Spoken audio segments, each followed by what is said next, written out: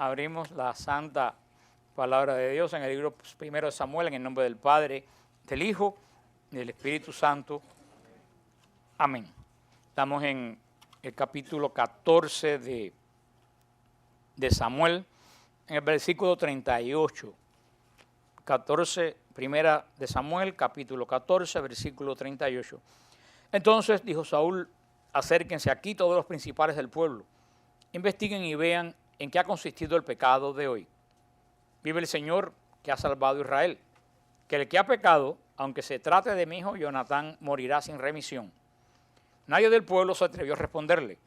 Dijo a todo Israel: pónganse a un lado y yo y mi hijo Jonatán nos pondremos al otro. Y el pueblo respondió a Saúl: haz lo que mejor te parezca. Dijo entonces Saúl: Señor Dios de Israel, ¿por qué no respondes hoy a tu siervo? Si el pecado es mío, de mi hijo Jonatán, Señor Dios de Israel, da Urín. Si el pecado es de tu pueblo, Israel, da Tumín. Fueron señalados Saúl y Jonatán, quedando libre al pueblo.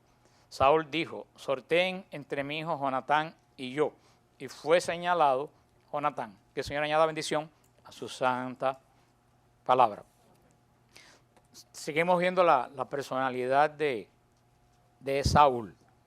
¿Qué rasgos vemos aquí de la personalidad de Saúl que hablamos la semana pasada? Habla sin pensar lo que dice. Habla sin pensar absolutamente lo que dice. Es un hombre que, segundo, hay otra característica que hemos visto de Saúl continuamente. A ver si alguien sabe cuál es aquí, que se ve aquí. Bueno, también no tiene discernimiento, pero definitivamente este pobre hombre careció de todo discernimiento. Pero hay otro más, que es el pecado, la falla principal de Saúl. Una gran soberbia. ¿Quién es él? Si dice el mandamiento no matar, ¿quién es él para decir: al que haya pecado, yo lo voy a matar aunque sea mi hijo? Ahí tú ves que es una persona que se le ha subido el poder a la cabeza. Una persona totalmente engreída, una persona soberbia, una persona que ha venido a ocupar el lugar de Dios. Es decir, de quién tiene vida y quién tiene muerte. Características fatales en un dirigente, ya sea espiritual, ya sea civil. ¿Y qué hizo Saúl? Esta práctica de preguntar al Señor por medio del Urín y el Tumín.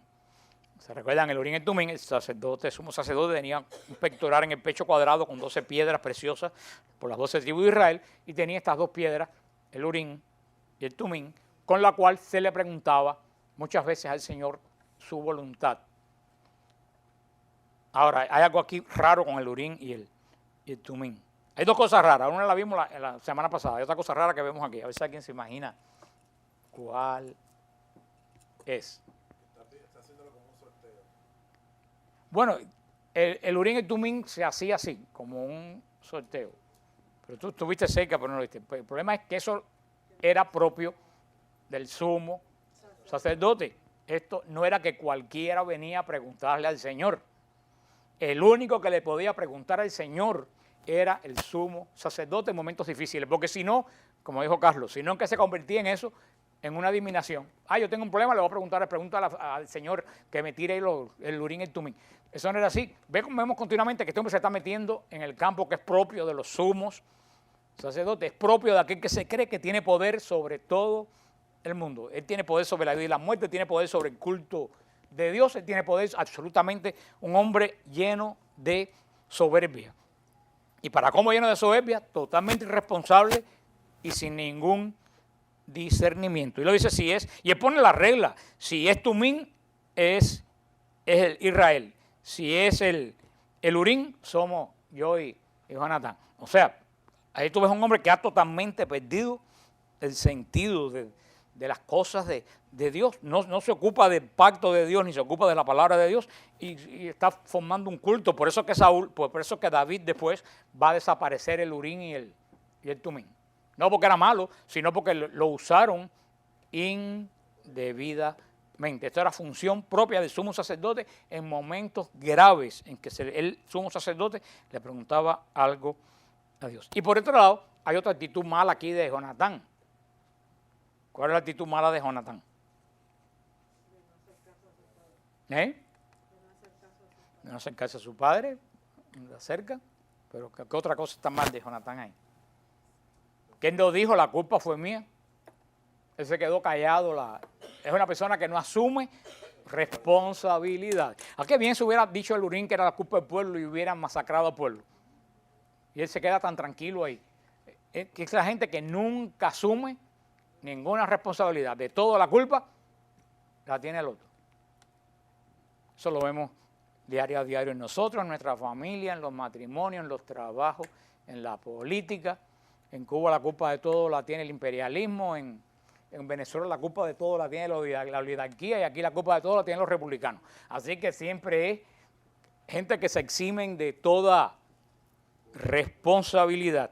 Jonatán se quedó callado, a ver si tengo suerte y me libro de esto. Dice en el versículo, o sea, vemos, lo hemos dicho continuamente, vemos un país que está en caos, una nación en caos total. Y este caos civil proviene más que nada ¿de dónde? Del caos religioso. El caos civil proviene del caos religioso. Dice en el versículo 43, dijo entonces Saúl a Jonatán, cuéntame lo que has hecho.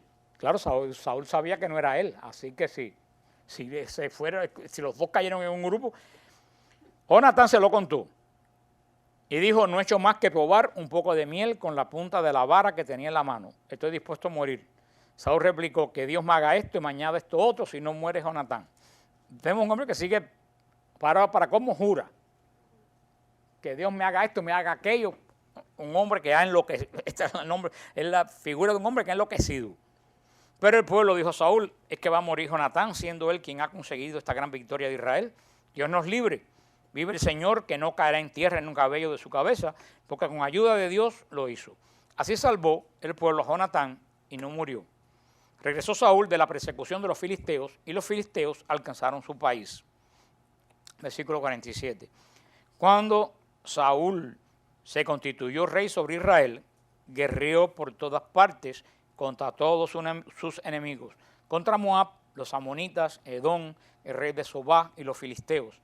Donde quiera se dirigía llevaba la salvación. Hizo proezas de valor, batió a los amalecitas y libró a Israel del poder de los que los saqueaban. Los hijos de Saúl fueron Jonatán, Isyo, Malquisúa. Los nombres de sus dos hijas eran Merab y la mayor, Mical, la más pequeña. Mical, este es un personaje importante recordar porque va a ser la esposa del rey David y tenía tan poco seso como su padre Saúl y tenía tanta soberbia como su padre Saúl. La mujer de Saúl se llamaba Ahinoam, hija de Ahimás. El jefe de su ejército se llamaba Abner, hijo de Ner, tío de Saúl. Quis, padre de Saúl, y Ner, padre de Anneb, eran hijos de Abiel. Hubo una gran guerra encarnizada contra los filisteos toda la vida de Saúl.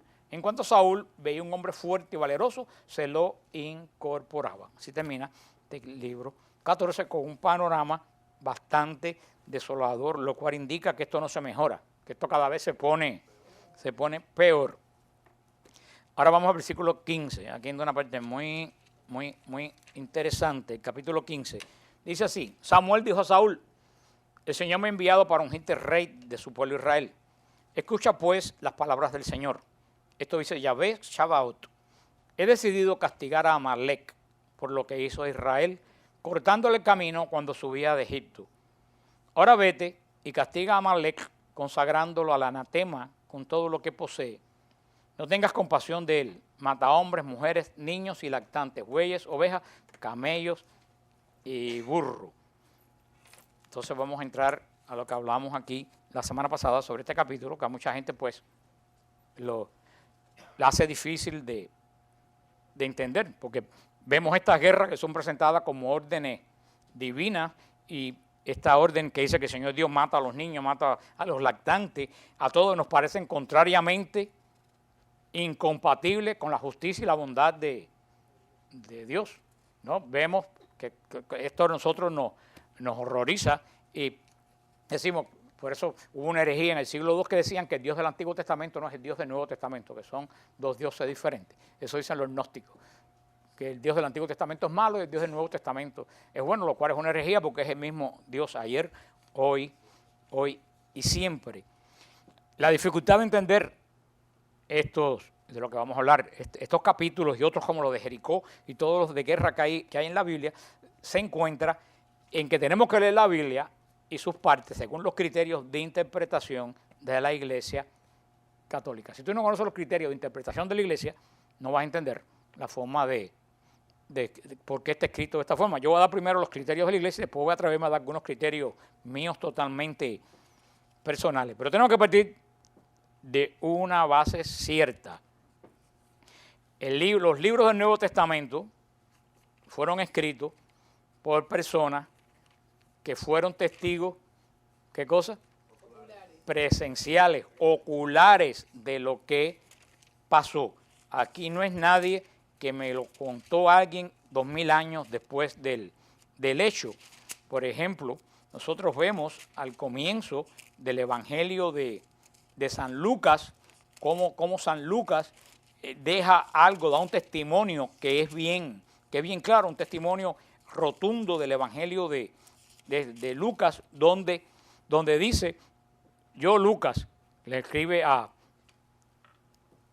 su discípulo, yo Lucas, escribo esto tomado de testigos oculares de los hechos. O sea, Lucas dice, Lucas no fue testigo ocular, porque Lucas era griego, que vivía en Antioquía, en Colombia, en Antioquía, Siria. Sí, después van a aparecer que San Lucas era colombiano, diciéndome por ahí. San Lucas vivía en Antioquía, Siria. San Lucas no conoció a Cristo. San Lucas era seguidor de Pablo, era seguidor de San Pablo. Pero ¿qué hizo San Lucas? San Lucas era médico. Y los médicos todos son muy observadores y toman nota de todas las cosas. Pero San Lucas tiene ese poder observativo de las cosas. San Lucas se fue a Israel entre los años 60 y pico. Cristo murió en el 33 y subió a los cielos. 20 años después, Lucas se va a Israel. Y dice que era entrevista a las personas que fueron testigos oculares de todo lo que sucedió. Y San Lucas hace relato de lo que las personas vieron y oyeron. Entre ellos, posiblemente, la mayoría del relato de Lucas tiene que haber venido de María. Porque la anunciación, la encarnación, la natividad, esos son hechos que solamente lo vio María, el ángel, Isabel y José. Y ya ninguno estaba presente en esa época. Así que no hay duda que Lucas, por eso que dice, María guardaba todas estas cosas en su corazón. Es el único que lo dice. Porque del corazón de María sacó las cosas que María le contó a Lucas. Por eso se puede decir que el Evangelio de San Lucas es el Evangelio de María.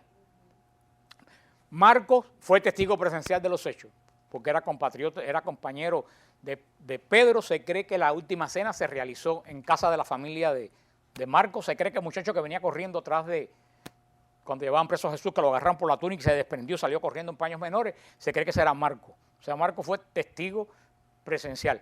Mateo fue testigo, más presencial que Mateo no lo hay, uno de los apóstoles que andaba con Jesús, y Juan, el discípulo amado. O sea, estas son historias que esa gente vieron y contaron. Y que cuando se escribieron habían gente que estaban viva todavía, que lo vieron, que podía haberlo negado. Y han dicho, eso que están diciendo esa gente es mentira. Porque se escribió a 20 años de la muerte y ascensión de Jesús a los cielos. Es más, el Evangelio más tarde, que fue el de Juan, se escribió mucho después, pero los tres sinópticos están escritos a 15, 20 años de la muerte, de la asunción, de la ascensión de Jesús a los cielos. Son historias reales. Hay géneros como parábolas, diferentes temas, género apocalíptico, pero todo, inclusive género de parábola, fueron ejemplos que usó el mismo Jesús y la gente lo oyó, lo recordó y lo guardó. O sea, la gente lo vieron, lo oyeron y quisieron, lo escribieron. En el Antiguo Testamento no es así. Digo ustedes que en el Antiguo Testamento los libros se vienen a escribir después del exilio babilónico. Mucho después de Samuel, mucho después de Saúl, después de Jeroboam, de los reyes de Israel. Israel se va a 70 años a Babilonia, conoce el alfabeto babilonio, lo une al hebreo, de ahí sale el arameo, y es cuando ellos llegan al templo, los levitas empiezan a poner, los escribas empiezan a poner todas las tradiciones antiguas de Israel y los libros rudimentarios que tenía Israel de la ley, lo empiezan a poner por escrito hasta que se compone más o menos los libros de la ley, de los Ketubín, de los profetas y de los salmos y todo esto. Pero muchas veces de esto se hizo de un escrito, que pasó otro escrito, que pasó otro escrito, o que fue tradición oral y que la gente le fue dándole interpretaciones personales. No que lo cambió, pero si no lo fue. ¿Por qué? Porque cada generación habla de forma diferente. Estoy seguro que muchos de ustedes hablan con los hijos de ustedes, oyen a los hijos de ustedes hablar con otros amigos de ellos o nietos y no entienden la mitad de las cosas que están diciendo. Tienen otro lenguaje diferente, se comunican de forma diferente. Inclusive entre los países nos comunicamos de formas diferentes. Y hay cosas que en un lugar son buenas y en otro lugar son un espanto. Y yo me paso la vida entera metiendo la pata donde quiera que voy diciendo, pues ya yo no sé qué palabra es buena ni qué palabra es mala de los enredos que me formo. Que inclusive, a mí nunca se me olvida cuando yo era muchacho que vivía en Cuba. En Cuba cuando a ti te eliminaban de algo decían lo plancharon. O sea, lo plancharon que sí que te quitaron del concurso, ¿no? Y una vez estábamos hablando, porque yo le había dicho al padre Mario, un cura joven que teníamos, le había dicho que me habían planchado en la universidad porque era católico, yo había aplicado para la escuela de odontología y me plancharon porque yo era católico. Y el padre Mario usó esa anécdota. Dijo, bueno, imagínate tú que Fran escribe una carta y diga, a mí me plancharon por ser católico y se pierda y la carga desaparezca de acá a 400 años. Y alguien lea, Fran Morera lo plancharon por ser católico. Puede decir, mire, este hombre murió mártir. Este hombre murió mártir por su fe. Pero es verdad. ¿Y está diciendo mentira? No. Tenemos formas diferentes de hablar. Imagínate de una forma de hablar de 5,000 años. Ahora, muchas formas de hablar, muchas formas de expresarse han cambiado. Es lo que hay que decir. Es la palabra de Dios, pero tenemos que leerla dentro del contexto que se está escribiendo, dentro de cómo la iglesia dice que se debe leer, y partiendo de la base de que Dios es inmensamente bueno. Y sabemos géneros literarios en la Biblia, este género que aparece en Jericó, que aparece en el desierto, que aparece en la guerra contra los amalecitas, es el género de batallas. Es un género literario que se llama género de batallas, donde siempre se le da un mensaje al pueblo de que Dios tiene un propósito para dar las cosas y que da la batalla por parte de Dios es que a la larga tiene la bendición. Porque mucha gente cuando ven estas cosas se horrorizan. Y siempre que yo veo codificio en la Biblia parto de una base. La base que yo parto, que Dios es bueno y es justo. Entonces no lo que yo lea, partiendo de la base de lo que yo creo que Dios es santo y es justo, de ahí yo llego a la conclusión de todos los... Porque si yo leo este pasaje, tengo que entender que Dios es cruel y que Dios es vengativo y que a Dios no le importa la vida de la gente. Si ese fuera el caso, yo no seguiría este Dios. Así que tengo dos opciones. Parto de esto que está escrito y pienso que Dios es malo, o parto de que Dios es bueno y entiendo esto que está escrito. La Biblia, como dije, hay criterios que tiene la iglesia para poder entender la palabra de Dios. El Concilio Vaticano II dice que la iglesia, lo dice en las constituciones de la iglesia considera que Dios ha inspirado todos los libros recogidos en el canon. Canon es la lista que constituye la Biblia, todos los libros de la Biblia de Génesis al Apocalipsis. El Concilio Vaticano dejó bien claro, y el Catecismo, que estos libros están inspirados. Significa que exponen con certeza y sin ningún error lo que Dios quiere enseñarnos para nuestra salvación. Les repito esto, y esto es la base de todo lo que estamos hablando. Nuestra iglesia, la cual nosotros creemos y seguimos, dice que todos los libros de la Biblia están inspirados. ¿Qué quiere decir inspirado? Dice la iglesia, significa afirmar que exponen con certeza y sin ningún error. ¿Qué cosa? Lo que Dios quiere enseñarnos para nuestra salvación. Esa es la ley de la iglesia. Dios no nos quiere enseñar gramática. Dios no nos quiere enseñar geografía. Para eso está el mundo. Dios no nos quiere enseñar medicina. Dios no nos quiere enseñar registros de censos laborales de quién trabajaba, quién hacía.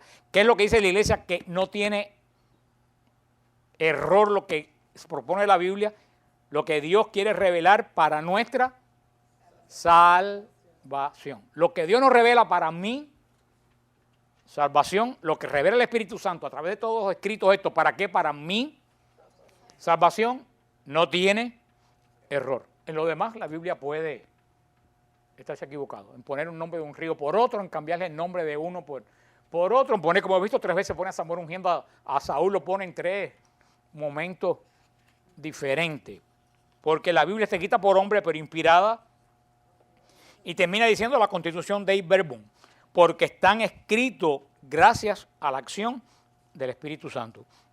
Dios es el autor de los distintos libros de la Biblia, y también el hombre es el quien lo recibe y lo escribe de acuerdo a su capacidad. Los que se escriben la Biblia se llaman, los hombres que escriben la Biblia se llaman agiógrafos. Los agiógrafos son los que escribieron, se llaman a los que escribieron. Entonces así encontramos dos acciones en los escritos sagrados. Por un lado, la acción por la que Dios quiere comunicar su palabra. Esa es la primera acción. ¿Cuál es la primera acción? La acción por la que Dios quiere su palabra. Segunda, la acción del hombre que la comprende y la expresa según su forma de pensar. ¿Entienden eso? Dos cosas en la Biblia. Primera, Dios quiere comunicar un mensaje, pero como no lo dice por radio ni por parlante, se lo dice a hombre, el hombre lo expresa con sus criterios, educación y cultura propia. Si Dios habla, el Señor habla en la época de Samuel, como nos habla a nosotros ahora, en el catecismo, esa gente no hubiera entendido absolutamente nada. Nada. Hasta hayan escrito, han entendido cómo interpretar los textos. La lectura de la Biblia en la iglesia se realiza según criterios generales. En el estudio de la Biblia no hay criterios particulares. Cuando me refiero al estudio de la Biblia me estoy refiriendo al mensaje, no a lo que la persona escribió con su cultura. Cuando yo me refiero al mensaje de la Biblia, ¿a qué me estoy refiriendo yo? Al mensaje que Dios transmite. No estoy hablando, por eso que le dije que aquí no estudiamos ni geografía, ni si este río existió, ni Jesús escribió aquí. Estamos solamente estudiando el mensaje, porque lo demás está sujeto, no nos interesa. A él nos interesa cómo se abrió el Mar Rojo, no nos interesa si fue por un viento, si fue por... No nos interesa. ¿Qué es lo que nos interesa a nosotros? El mensaje de abrirse el Mar Rojo, porque eso es lo que nos va a dar la salvación. Los demás para gente que no tiene nada que hacer, que se pueden dedicar a eso. Siempre, o sea, nosotros no tenemos criterio personal en la interpretación del plan de la salvación que nos expone la Escritura. Tenemos un concepto general, bajo la guía del magisterio, del Papa y de los obispos. Tú puedes leer la Biblia y sacar crecimiento espiritual para ti inspiracional, pero no doctrinal. Tú puedes leer esto de los amalecitas y decir, mire, el Señor me dice a mí que tengo que guerrear y arrancar todo lo de mi vida que no sea contra Dios. Eso es inspiracional. Otra persona puede leer lo mismo y decir, esto quiere decir que yo tengo que mejor no hacer como los amalecitas que ofendieron a Dios primero para que no... Cada cual puede sacar un criterio devocional personal, pero a la hora de doctrina es una sola interpretación que custodia el Papa y el magisterio de la Iglesia. Y sigue diciendo la Iglesia, el catecismo lo explica muy bien. Dice, primero tenemos que identificar cuál es el género literario usado por el autor de cada libro. Lo primero que tenemos que hacer es conocer qué cosa es el género literario, porque hay muchísimos géneros literarios.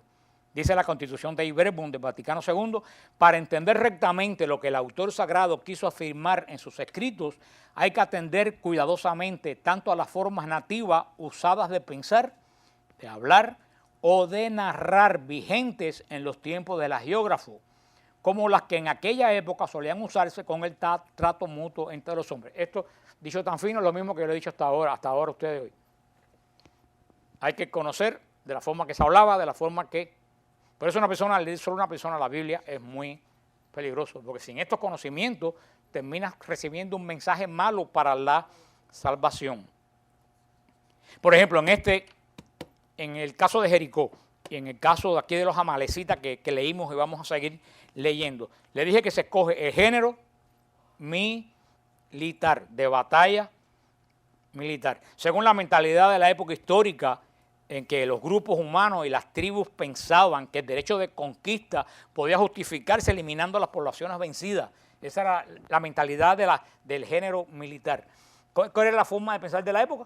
que todo que vencía a otro tenía el derecho sobre lo que ganaba. Podía matar a la gente, podía quedarse con la gente. Esa era la mentalidad de la época.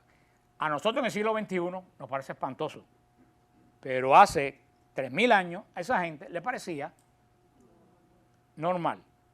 A lo mejor de aquí a 500 años, cuando vean cómo matamos a los niños sacándole el cerebro con un vacuum cleaner, pensarán que nosotros somos salvajes. Y a la mitad de la gente hoy en día eso no les parece raro. Lo que hablan tanto de la Inquisición hace 500 años, los métodos de la Inquisición eran los mismos métodos del Estado. La Inquisición no hacía nada que no hiciera la justicia estatal. Por eso que en ese momento a nadie le llamaba la atención lo que hacía la Inquisición, porque era lo mismo que hacía la justicia del rey. Por eso cuando quemaban a alguien, iba toda la familia con comida y se sentaban. A nosotros nos parece horrible, pero tú no puedes juzgar con mentalidad del siglo XXI cosas que ocurrieron hace 500 años. Porque tú no puedes jugar ahora con mentalidad de este siglo cosas que tú hiciste hace 40 años. O sea, todo lo que tenemos que leerlo bajo la mentalidad de la época, porque gracias a Dios el género humano ha ido. Y además tenemos que entender que esta gente están sin la gracia santificante. Nosotros tenemos la redención en Cristo, la gracia que volvió a nosotros, el anuncio del Espíritu Santo. Esta gente caminan en pecado. Esta gente nacieron fuera de la gracia. Esta gente nacieron en pecado. Todos están manchados por el pecado. O sea, nosotros bautizados, cuesta trabajo que Dios nos domine. Imagínate, gente sin redención y sin pecado. Son cosas que nosotros tenemos que entender, sobre todo en el pueblo de Israel, como pueblo de esa época, pensaba exactamente igual, que cuando ellos conquistaban algo, tenían derecho a hacer con eso lo que a ellos les daba la gana.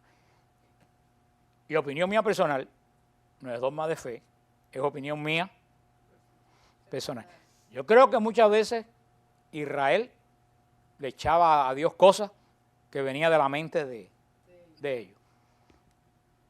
Extraño, como gente hoy que te dicen, el Señor me dijo que tu esposo está en adulterio.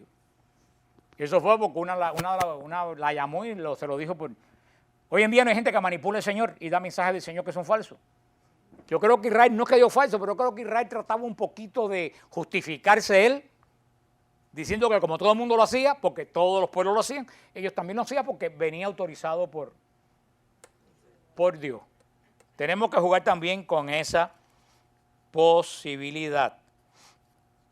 Por eso, como dice la iglesia, no podemos limitarnos a la letra del texto escrito, porque caemos en el peligro de caer en fundamentalismo. Se lo pongo en el evangelio más sencillo, que la gente no lo entiende, la maldición de la higuera. Cristo bajó, vio la higuera llena de ojos verdes, buscó higo, no encontró. ¿Qué hizo Jesús? Maldijo la higuera. Al otro día cuando subían por el mismo lugar, ¿qué pasaba con la higuera? Estaba seca. Por lógica, ¿qué culpa tiene la pobre higuera de no tener fruto? Si tú te quedas ahí y dices, pero Cristo estaba loco. Tú tienes que ir al mensaje de salvación que dice eso, que el cristiano tiene que dar fruto, que muchos cristianos son hojas nada más, apariencia. Cuando se buscan las hojas no encuentra fruto, y el cristiano que no da fruto se seca. Tú ves como tú tienes que, inclusive en el evangelio, tienes que ver el género y buscar cuál es el mensaje de salvación, porque si no te quedas con el mensaje, Cristo se dedica a matar, mata. La Biblia necesita leerse con el mismo espíritu con que se escribió para sacar el sentido exacto de los textos sagrados. Hay que leer la Escritura en su unidad, de forma que ningún pasaje sea considerado de modo aislado. Es lo que les digo a ustedes. Tú hay que leer toda la Biblia dentro del pacto de Dios. Tú no puedes leer un versículo como hacen los protestantes, que te dan 15 versículos de 15 libros totalmente diferentes que no tienen nada que ver uno con el otro. Porque ahí están justificando un mensaje personal, no lo que la Escritura quiso decir. Ha de leerse dentro del espíritu que se escribe apuntando siempre ¿a quién? A Cristo, a Cristo. Por eso, por ejemplo, en el caso de Jericó, si ustedes van a Hebreos 11, del 30 al 31, Hebreos 11, del 30 al 31, dice San Pablo, por la fe se derrumbaron los muros de Jericó, después de ser rodeados durante 7 días. Por la fe, la ramera Rahab no pereció con los incrédulos por haber acogido amistosamente a los exploradores de Israel. Tú ves como un hecho histórico de batalla, San Pablo lo usa ¿para qué? Para dar un mensaje. Esa gente no murieron, ¿por qué? Por la fe que tenían. Vamos a ver cómo después Pedro va a decir, el paso por el Mar Rojo significa el bautismo. Cómo tú pasas de la muerte a la vida por el agua. Cómo Israel pasó de la esclavitud y de la muerte que le esperaba a la libertad del desierto a través del agua. Tú ves cómo después en el Nuevo Testamento se van utilizando el mensaje que muchas veces es incomprensible en el Antiguo Testamento. Tenemos que ver, tenemos que entender esto en el contexto que hemos hablado de histórico de los libros, con la tradición de la iglesia, todo lo que los padres de la iglesia han estudiado. O sea, que primero nos dice la iglesia que tenemos que tener el género literario. Dice el catecismo, ¿cuál es el primer género que tenemos que ver en la Biblia? Género literario. Estamos en esto de guerra contra Amalek. Es un estilo de ¿qué? Militar de batalla. De cosas que Israel, que quería imitar a todos los pueblos que los rodeaban, lo hacían porque todo el mundo lo hacía, y si todo el mundo lo hacía, debe de estar bien, y nosotros lo hacemos. Y si nosotros que somos el pueblo escogido lo hacemos, es porque seguro que Dios está de acuerdo conmigo. ¿Cuál es el primer sentido que hay que buscar en la Biblia? El sentido literario. El segundo sentido de la Biblia es el sentido de fe, el sentido espiritual. ¿Cuál es el sentido? Eso lo dice el catecismo, está muy bien escrito en la primera parte. ¿Cuál es el sentido espiritual que este pasaje nos quiere decir a nosotros, generación de cristianos? Vamos a ver después, ustedes no se acuerdan de los amalecitas, pero yo sí me acuerdo de los amalecitas. ¿Nadie se acuerda que hicieron los amalecitas? No, si no saben quién es los amalecitas, que se van a acordar que hicieron los amalecitas. Cuando Israel entró a la tierra prometida, pidió permiso para pasar.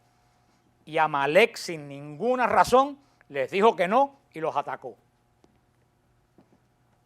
Amalek trató de impedir que la voluntad de Dios se esté. Ellos no pidieron quedarse en Amalek, ellos pidieron solamente permiso ¿para qué? Para pasar. Y le dijeron que no y los atacaron. Siglos después, ese ataque contra el pueblo de Dios estaba en la mente de Dios. Por eso la primera versión espiritual que uno tiene que saber, tengo que tener cuidado cuando yo me opongo a un designio de Dios, porque yo me opongo a un designio de Dios ahora y a lo mejor pasan 20 años, pero a los 20 años ese designio de Dios al cual yo me opuse me puede resultar de un tropiezo en mi camino. Entonces ese es un sentido espiritual. Las murallas de Jericó que se derrumbaron, hecho histórico que estaba comprobado, que hasta por las excavaciones allí. ¿Cómo yo lo interpreto espiritualmente? Cuando tú tienes fe, todo obstáculo en el camino de Dios se derrumba cuando tú alabas a Dios. Tú ves el sentido de la batalla de Jericó, todas esas matanzas y todo eso, es género militar literario. ¿Cuál es el sentido espiritual? Lo acabamos de ver, el sentido de fe espiritual. Y ahora, dice la iglesia que hay un tercer sentido que se llama analógico. Y eso no es una medicina para el reuma. Analógico. 3 sentidos. Literario, espiritual. Analógico quiere decir, ¿de qué me sirve eso a mí? Analogía, una cosa que se parece a la otra. ¿Tú ves? Es como tú dices, por ejemplo, en la maldición de la higuera. ¿De qué me sirve a mí el hecho de la maldición de la higuera? Tengo que saber que yo tengo que dar fruto, que no puede ser hojas verdes, muy bonito por fuera, pero sin ningún fruto. Tú ves, el sentido analógico es eso que tiene un mensaje literario, que tiene un mensaje espiritual, tiene un mensaje analógico, que yo lo puedo aplicar ¿a qué? Nosotros aquí en los estudios de la Biblia que hemos hecho desde el principio estamos usando más que nada el sentido analógico. Que el sentido analógico, en la parte esta de teología que se estudia en la Biblia, se llama hermenéutica.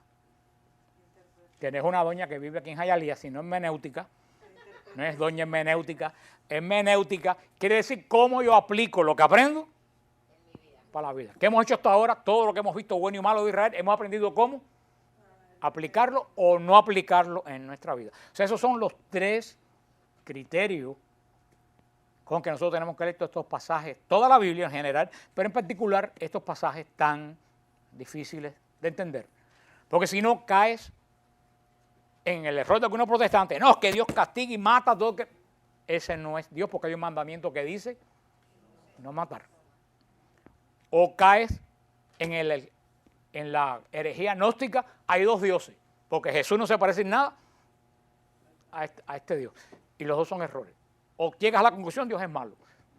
Siempre tenemos que partir de una base. Cuando tú no entiendes algo, tenemos que partir de una base. ¿Cuál es la base fundamental? Dios es infinitamente bueno. De ahí tengo que elaborar todos los demás, porque esto no va a contradecir a la misericordia de Dios. Ojalá que esto les sirva a ustedes un poco para entender, porque estos pasajes son muy complicados y te lo echan en cara muchas veces a personas que leen la Biblia sin tener estos 3 criterios que la iglesia dice. Por eso que yo digo que cuando la iglesia no dejaba que todo el mundo leyera la Biblia, estaba muy bien, la iglesia sabía lo que decía. Porque no es que la iglesia no permitiera que leyeran la Biblia, es que la iglesia decía que solamente la interpretación que daba el sacerdote cuando lo explicaba era la válida. Y él sabía por qué decía, porque cuando nosotros empezamos a leerla por nuestra cuenta, terminan los desastres que vemos en una iglesia en cada esquina en disputa con la otra de la otra esquina. No hay nada más peligroso que la Biblia sin una interpretación verdadera. Con la Biblia, sin una interpretación verdadera, se dividen las familias, se acaban los matrimonios, se fajan a la gente en los trabajos, se separa el cuerpo de Cristo y se le da un escándalo al mundo entero. Con la misma Biblia. Pero ¿cuál es el kit? No es la Biblia sola, es la verdadera y recta interpretación, que es lo que Lutero no hizo. Lutero dijo, cada cual interprete lo que le venga en gana. Eso se puede hacer en cuanto a analogía. Tú puedes interpretar lo que te dé la gana cuando tú lo estás usando ¿para qué? Para tu vida, pero no en doctrina. Pero no en doctrina, porque el Espíritu Santo no puede revelar 70 doctrinas totalmente diferentes, y no solo diferentes, contrarias. Así que espero que les haya, para poder entrar, porque suena muy feo cuando dice que Dios mata a los lactantes. Uno dice, pero bueno, ¿cómo es posible que puede ser? ¿Qué es eso? Pero yo creo que con todo esto que hemos hablado, pues yo creo que